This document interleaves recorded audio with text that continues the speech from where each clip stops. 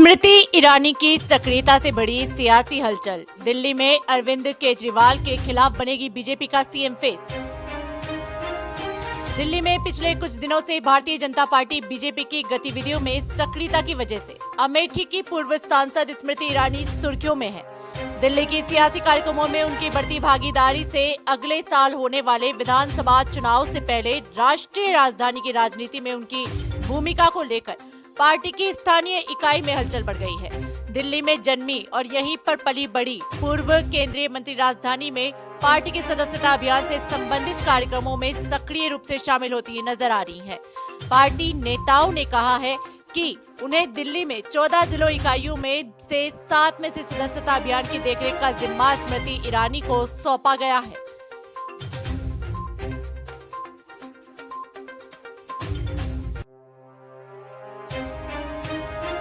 BJP के एक वरिष्ठ नेता ने ये कहा, घटनाक्रम ऐसे समय में सामने आ रहा है जब पार्टी नेताओं को एक वर्ग एक ऐसे चेहरे को आगे लाने पर जोर दे रहा है जो दिल्ली विधानसभा चुनाव में अरविंद केजरीवाल के नेतृत्व वाली आम आदमी पार्टी को कड़ी टक्कर दे सके।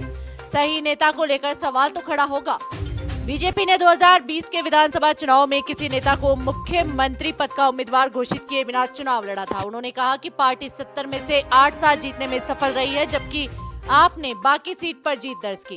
बीजेपी की दिल्ली इकाई के एक अन्य शीर्ष नेता ने कहा कि अगर आने वाले हफ्तों में मुख्यमंत्री पद के उम्मीदवार के साथ चुनाव लड़ने का विचार जोर पकड़ता है तो स्वाभाविक रूप से जिम्मेदारी के लिए उपयुक्त नेता को लेकर सवाल खड़ा होगा। ये भी है दावेदार।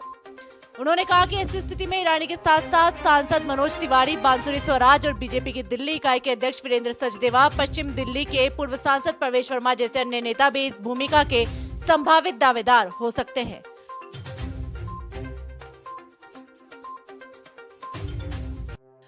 पार्टी के अंदर सीएम फेस को लेकर की जा रही है चर्चा।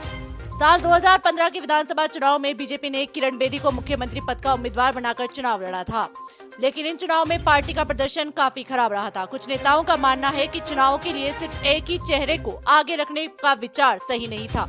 इस पर पार्टी में बहस अब भी जारी है। दिल्ली बीजेपी के वरिष्ठ नेता के मुताबिक राष्ट्रीय नेतृत्व इस मामले से अवगत है और बाद में इस पर फैसला ले सकता है। अब सीएम केजरीवाल ने कुर्सी छोड़कर आतिशी को दिल्ली का सीएम बना दिया है, तो इन संभावनाओं को बहुत बल मिल गया है कि बीजेपी भी महिला चेहरे को आगे कर सकती है।